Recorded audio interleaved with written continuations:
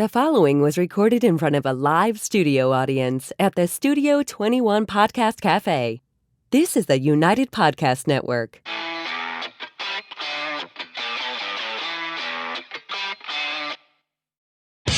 Welcome to Tell Us Why, a podcast for the financial freedom community.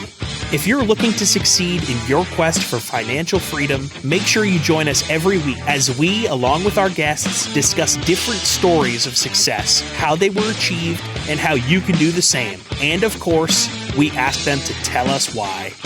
Here are your hosts, Jack and Mike. Welcome to the Tell Us Why podcast. I'm your host, Jack Darrapple, here alongside my co-host, Mr. Michael Ketchen. Today we will be discussing teaching your child financial education as another edition of the Financial Freedom Series here on the Tell Us Why podcast. But Mike, before we get into that, what's going on? What's happening? Much, man.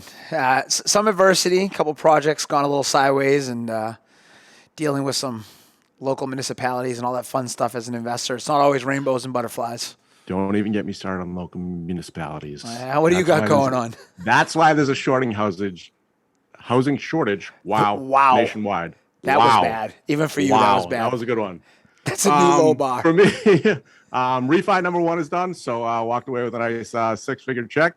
Congratulations. Third-party reports are done on refi number two as of Tuesday. So waiting on those results. Hopefully the dirt is clean. And for all those listening at home, you don't even know how to read, write, or speak to make six-figure checks in real estate. Just check out Jack Dalrymple. It's embarrassing. 1124 properties. So there it is. That's awesome. Listen. Whatever. You don't have to be smart to do this. Yes. Well, you are very clear evidence of that. This is what we're doing. This is what we're going to be touching on today is probably the most important thing we've discussed on Tell Us Why yet. It is something that... Agreed. Especially in today's world, it is more important than ever, in my opinion, I feel, to discuss and get comfortable discussing money, business, success, failure with your family. And often the people we care the most about are the people that are the toughest to have these difficult conversations with. So Jack and I talked. Obviously, Jack's a parent. I am not. We want to get into it. And I think we're going to have basically a special guest ask us about that. Whoa! But before we do that, before we jump in, we should probably see who pays the bills and hear about the best team member out there, Keith Monty. Would you agree? Absolutely. Let's do it. Are you sick of being treated like just another number by large insurance companies? Do you want a more personalized experience with somebody that you can trust? With Keith Monty, that's exactly what you'll get. Keith is an experienced professional who can design an insurance plan tailored to fit your specific needs. With access to over 30 insurance carriers, Keith is able to shop numerous markets to find a price that works for you. So if you want an insurance agent that you can rely on and one that has your best interests at heart, then call or text Keith today on 978-241-2363. That's 978-241-2363. Keith Monty. He'll get you covered. Okay, so as we alluded, I know we like to evergreen the episodes, but the holidays are fast approaching. Like tomorrow is Thanksgiving. Of 2021. 2021, yeah. So those people listening 10 years from now. Thank you. That's what time it is. But I mean, the holidays, it's family time. And one of those things that we wanted to touch on was teaching your child financial education. So the first question that we wanted to start with is... why is financial education not taught in schools? I don't know, Cam. That's a great question. Dynamite. All right, Cameron, answer it. No, I'm just kidding. Cam Dalrymple, future moment investor. Of panic on his face. Right. That was great. So, Cam, thank you for that. And I think, Jack, we agreed we wanted Cam to bring in that question because you've mentioned him multiple times and the way you're starting to teach him financial literacy, correct? Absolutely. All right. So, Cam, have you enjoyed reading these books with your dad? Yeah. All right. Well, we're going to get into it. And you don't have to lie for the podcast. Yeah. Hopefully help a lot of future millionaires and future successful entrepreneurs out there. So let's dig in. All right. Let's do it. So, let's start with that question. Why is financial education taught in schools? You were a teacher for a while. Why, in your opinion, do you think that is? Why is that the case? You know, I'm not going to give the PC version. I'm going to give the honest version. It is because unfortunately, it's something that they don't want it to be. In my opinion, school is designed, and it's changing. We are getting better about it, but essentially it's designed to make employers to basically follow the rules, to conform. If you actually think, if you step back and you say, okay, what do we reward? We don't reward failure. Well, what does life reward? Life rewards failure. We don't reward mistakes. What does life reward? Life rewards mistakes. We want you to get an A. Well, what does an A actually mean, right? Let's zoom out for a second. An A means that you were able to perform the task that was given to you within a very clear box with a very clear set of instructions. It means you're able to listen, retain, regurgitate, whatever other words you want to use to basically reproduce that. And that's great, right? There are a lot of, we need quality employees out there, and that is what school is making. It's making employees. That is fine. You know what the world also needs? The world needs Elon Musk. The world needs Jeff Bezos. The world needs thinkers and thought creators. And education, the way it's historically taught, does not reward that kind of thinking. And I believe that's because that is a minority of people's thinking, not a majority, right? So we're designed for the majority. And as I tend to say, and Jack, you've heard me say it many a times, when you paint with a broad brush, you tend to get a shitty picture. And that's what education in this country, for the most part, tends to teach, and the way we tend to leverage. And we try to put everyone in a box, and it's not a pretty box is what we're left with. Yeah, well, there's one example. I'm going to butcher the quote, but it's the woman online. She's on all over the place on Instagram. She's talking about education, and she's referencing the fact that in education, the answer is multiple choice. It's A, B, or C. If you guess B and C and the answer is A, you're wrong. She's like, in business, that's not the case at all. In business, there's 10, 12, 20 different answers, and you can say every single one of them. 2 of them might be wrong, but then the rest of them are right, and they're going to be right in some way. Like in school, you're supposed to work by yourself. You take the test by yourself. You do it by yourself. In business, you work with a team. You have people around you supporting you, helping you arrive at that answer. And that's not the case in school. So school is essentially teaching you individualism and doing it all on your own. It's giving you valuable tools, but it's not teaching you the financial education that you need to succeed, to create businesses, to grow a business, I guess. Well, you also nailed that too, and that's another issue to get into, right? And one thing we saw in education is we started making a shift, and it's become more popular. That's why I think there is some hope around this. But we started realizing you're not going to ever teach content as well as Google teaches content. Okay? Exactly. So let's teach you how to think. The problem is when you have standardized testing, and I'll give you one real quick example of that in Massachusetts, right? The top state in the country. When I left, and I'm sure it's even higher now, when I left 3.5 years ago, there was 182 school days a year. I believe we spent at that time 87 of them were spent either taking or practicing for some type of standardized test. Yep. So 50% of the time, you're taking a standardized test. Well, guess what that means you're doing with the other 50%? Preparing for the test and the content on the test. Yeah. So, I actually have that down as a note to bring up at one point. So to that exact point, they're very good at making test takers. They're not very good at making creators, right? Yeah. So we need to shift that mindset. We need to shift away from it. And when it comes to finance, we're lagging so far behind. The technology is changing so fast. I like to say all the time, when they wrote these textbooks, when they wrote these standardized tests, they weren't thinking about being able to go to Google and Google more information at your fingertips than you could ever imagine. So now we need to shift away the focus and really get into that. So, Gary Vee has a great example. Again, going back online, he has an example, and he basically is just sitting there talking to the camera, but he's like, "Hey Google, who's the 19th president of the United States?" Google comes and gives you that answer. And he's like, "Now, why is that being taught in school when I can get that answer in 9 seconds?" Bingo. Like, why are kids going through and wasting their time learning these things, these repetitive things, these just basically memorization things that they don't need? With Google now, they have access to that information. They don't need to remember these things. Okay. So before we spend the entire episode bitching about the problem, because that's not what we want to do. We don't want to complain to complain, right? No problems without a solution. So let's talk about the solution. I want to go to you first, Jack. I'm going to throw it to you because obviously you have your son. I know you've taught some certain books. What has this conversation been like?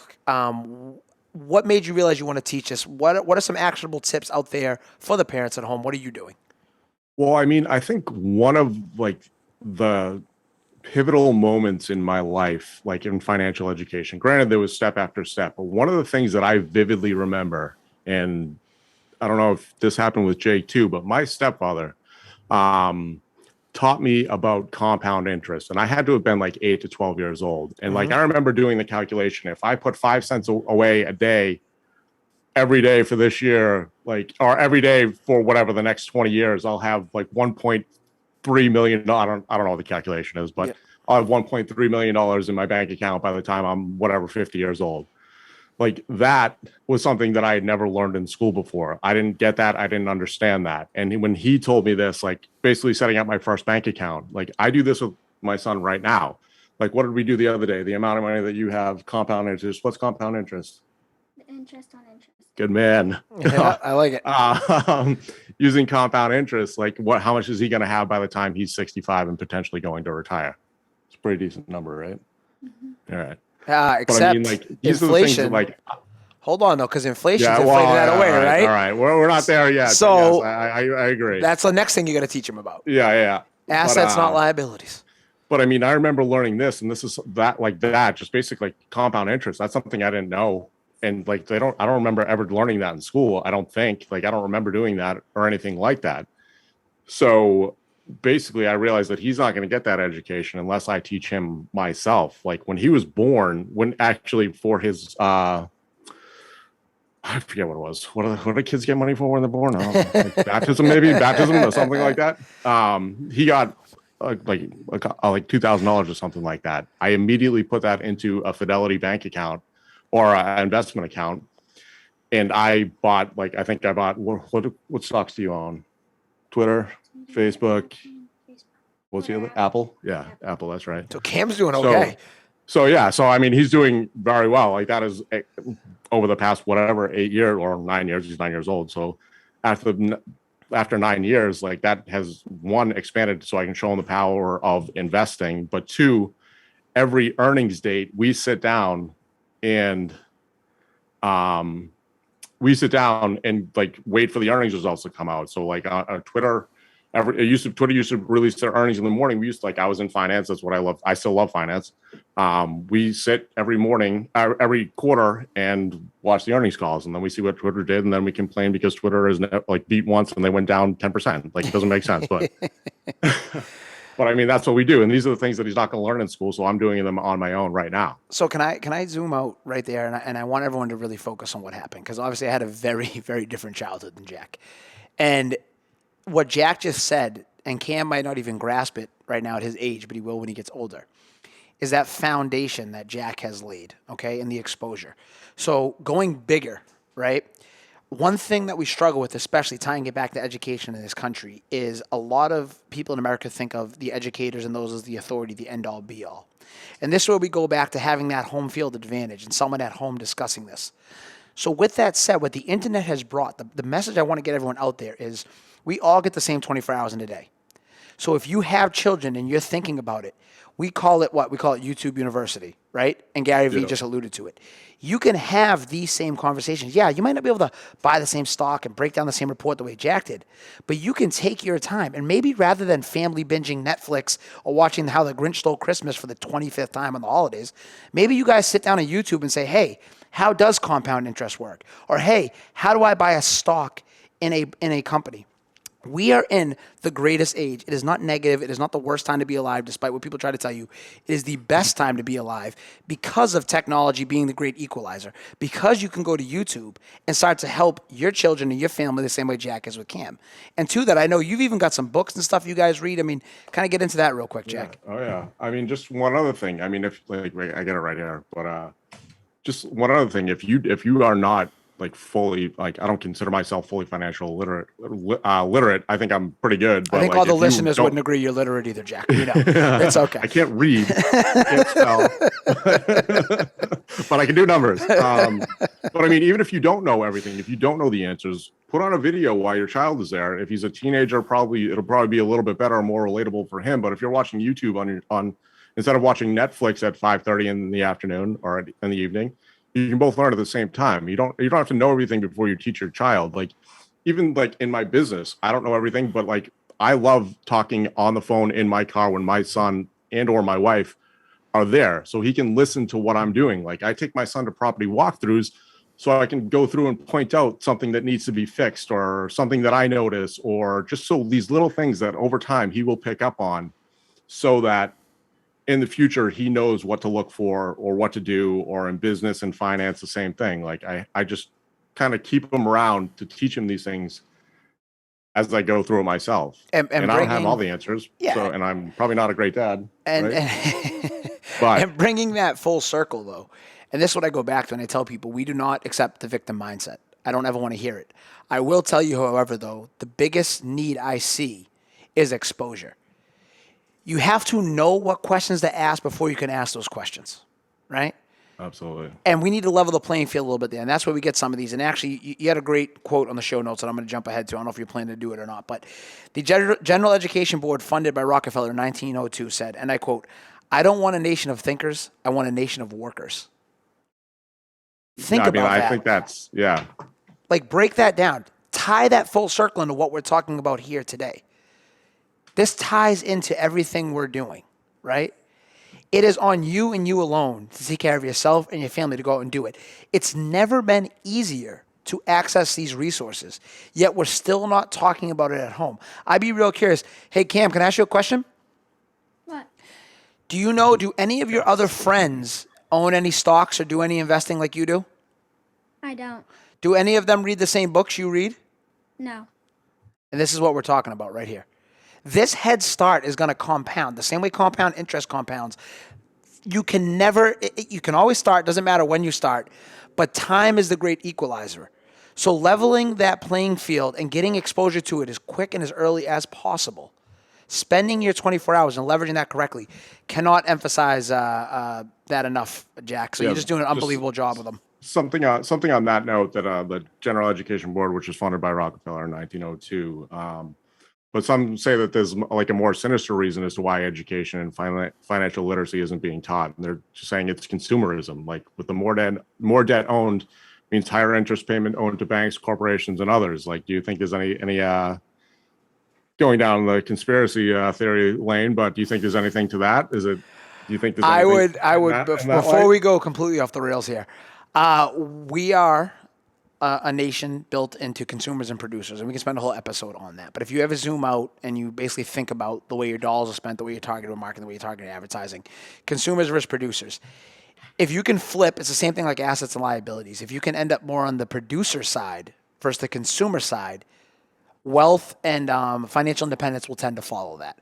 So for an example of that, if you are looking, if you really want to know how you spend your time, if you want the most honest assessment of yourself, and it will terrify you after I tell you this, I want you to start paying attention to the ads you see on all your social media feeds.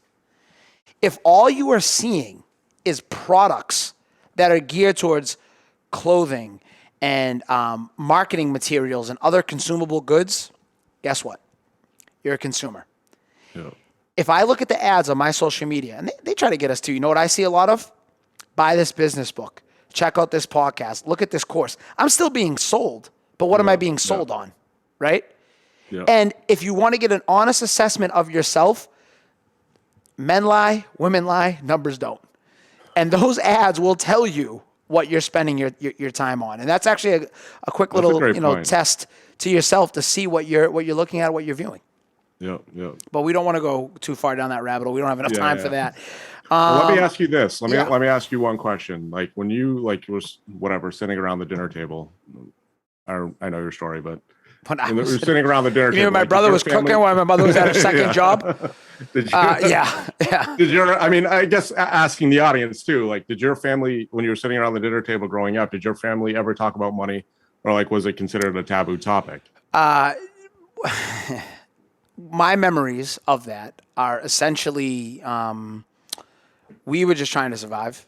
And as I've said before, that was something that really resonated with me. And it didn't really take off until I met my wife.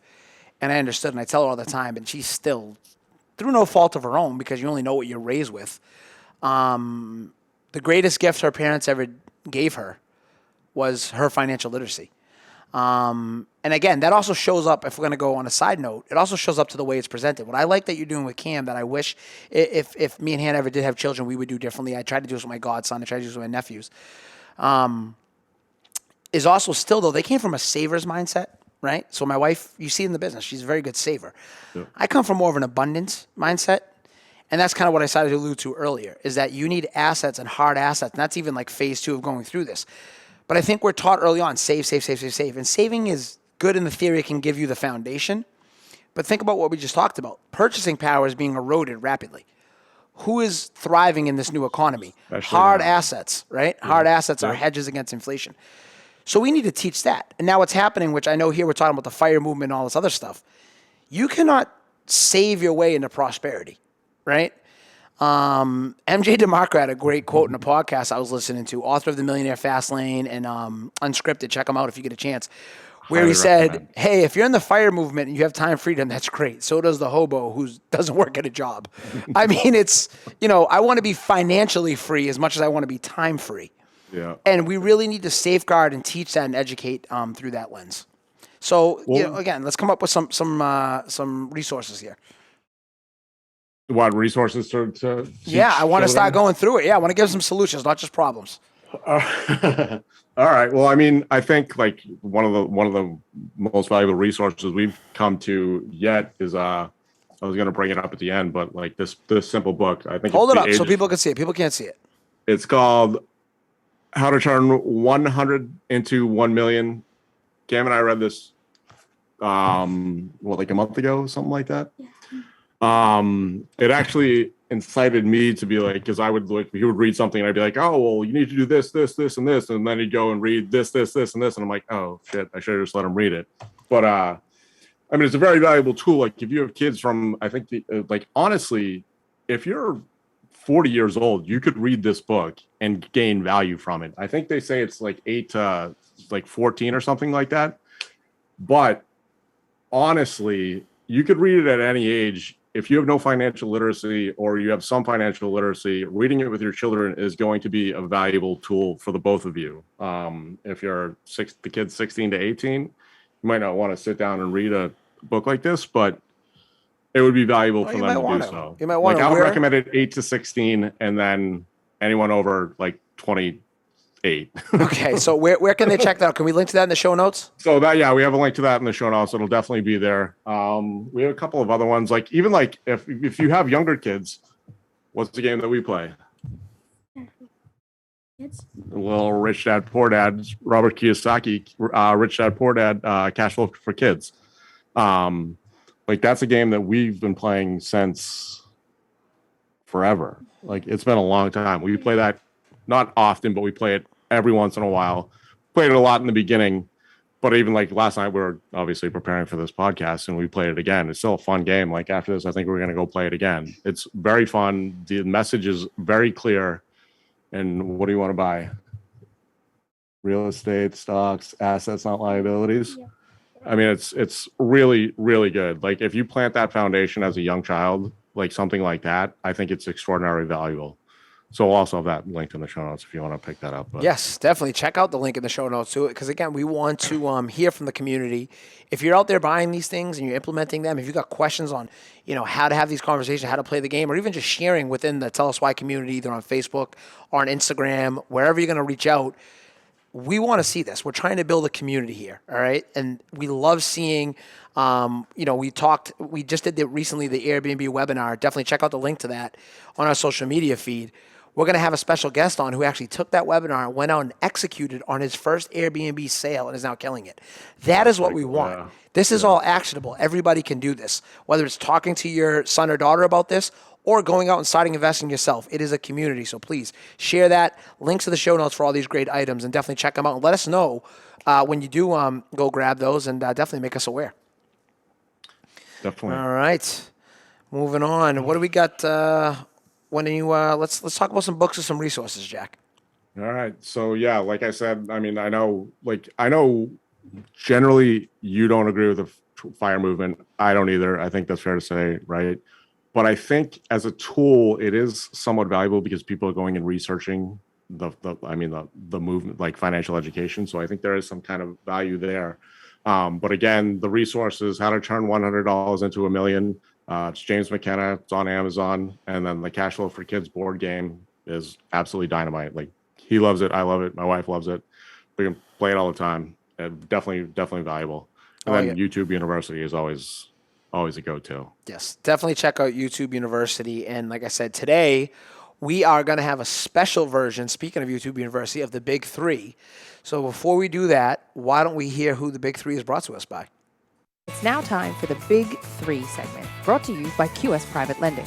Are you looking to finance your next deal quickly and reliably with less hassle and paperwork? QS Private Lending is one of the oldest and largest hard money lenders to real estate investors in New Hampshire, Massachusetts, and Rhode Island. Our quick and simple short-term loans require no appraisals and have enabled hundreds of builders and investors to profitably acquire and renovate thousands of residential and commercial properties. To experience the QS difference for yourself, call or text Luke Conroy today at 315-323-0250. That's 315-323-0250. QS Private Lending.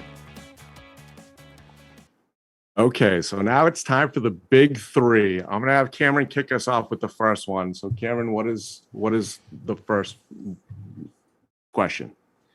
What is one piece of actionable advice you should give your child about money? Great job, Cam. Thanks. All right. So I will go first on that one. I would tell them they need to understand the value of a dollar. And I don't mean in the old school sense of, basically, what's the value of the dollar? The thing, your dad would say to you, it's no, what is the purchasing power? What am I trading to get this dollar? How much time am I trading to earn this dollar? And then what am I buying it with? And if I do buy it on something foolish and I spend it with instant gratification instead of delayed gratification, how much longer is it going to take me to re-earn this dollar plus future dollars? I like that. And I would kind of go off that note a little bit too. It's more of the time value of money. Yep. So spending $2,000 right now when he's 9 years old, if he wanted to blow into his investment account right now, in 50 years, that's $3 million if he gets a 8% return. Like, that's a significant sum of money. And putting it in that context, absolutely. Putting in that context, right? Like, sure, you could spend a couple $1,000s here and there, like if you want to buy something like a hockey stick. But 50 years from now, if that money was invested, you're getting a decent return. That's a huge sum of money. Yep. So just time value of money. Time value of money. I like it. All righty. All right. Question 2. You got it? How do you recommend talking to your kids about college and that financial impacts of that decision? You kick us off, Jack. How do you recommend talking to your kids about college and the financial impacts of that decision? How do you plan? Yeah. So, I think right now we're broaching that topic as we go. I mean, if he wants to go to college, I do have a plan for that. Right? D1's hockey scholarship is my plan. Cool. Perfect. No, but I think from listening to the podcast before, if this is your first one, I don't view college too highly to begin with. I think starting a business or YouTube University is, in most instances, more valuable. If you want to be a doctor, sure, we can have a talk about it. You want to be an engineer, we can talk about it. For me, college is fun. So maybe I'm not gonna pay $250,000 so you can go have fun for 4 years. Like, you're gonna pay a significant, if not all of that, significant portion or all of that. So I want him to understand that it's not free. I'm not paying for you to go party for 4 years. You have a D1 scholarship, you can go party all you want. But if I'm paying for it, it's a completely different ballgame. I think you just said the thing there that we can't lose sight of, though. Okay, and to emphasize this again, I was the first in my family to go to college, and I did it for nothing more than the sheer fact that it seemed like the next logical thing to do, and I had grit and drive. What we really need to do within this community is we need people to sit down and look at the financial impact of what it is, and don't do it because society deems that as a norm. Okay. Make an educated decision. I had a lot of friends that went on to community college. In Massachusetts, they have a great program where if you go to a community college, you maintain a 3.0. After 2 years, you can transfer to any state school for a third of the cost. That's what should be screamed from, from the top, down. If we're going to do this, let's be purposeful. Let's be intentional. Also, it's okay. It's okay. It's to take a year, 2 years, 3 years, mature a little bit before you make that decision. Break down the societal norms that say you have to do this. Understand it. Have the tough conversation and start it early so you're not rushing the decision. Again, back to that exposure piece. I realize a lot of times working in an urban education, it became tough around the college talk for nothing more than the simple fact it was the first thing that the child was doing that the parent couldn't relate to. So the parent was uncomfortable and they were anxious and they weren't comfortable and confident having that conversation saying, I don't know, let's figure this out together. So again, be willing to get uncomfortable. We grow when we get uncomfortable. So have a plan, discuss it, and be willing to pivot, but be open-minded when it comes to secondary education. All right. All right, last question. Take us home, Cam. What's one thing you want your 90-year-old self to say to you about teaching your kids financial education? Oh, boy. All right. I don't have kids, so Jack, I'm going to defer to you here. I mean, I'll kick it off. Like, if I'm not going to put him on the spot. He's right here. But if he just goes the safe route, like I think when my episode, I would give my 90-year-old, I wish, or whatever, when I was 18, be like when I'm giving him his 18, advice when he's 18 years old, like take a risk. Like if he goes through and like doesn't take a risk his entire life,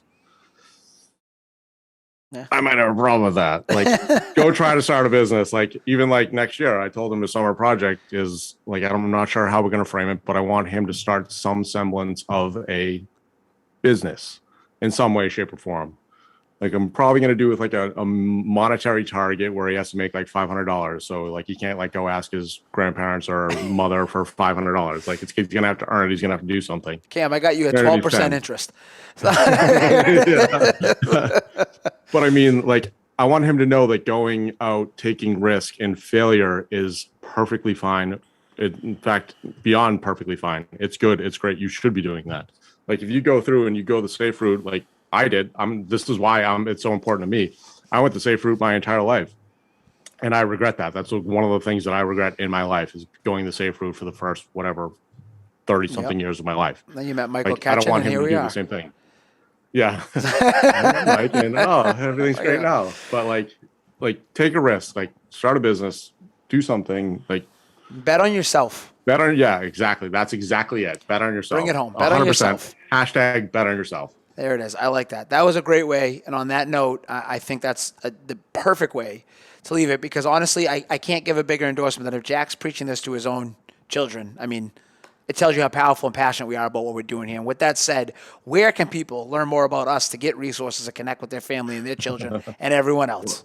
Well, if you don't already follow us on social media, you can find us on YouTube, Facebook, Instagram, LinkedIn, Twitter, basically every social media platform there is. That's right. All the links in the description below, the books we talked about, the game that we talked about, all in the show note description.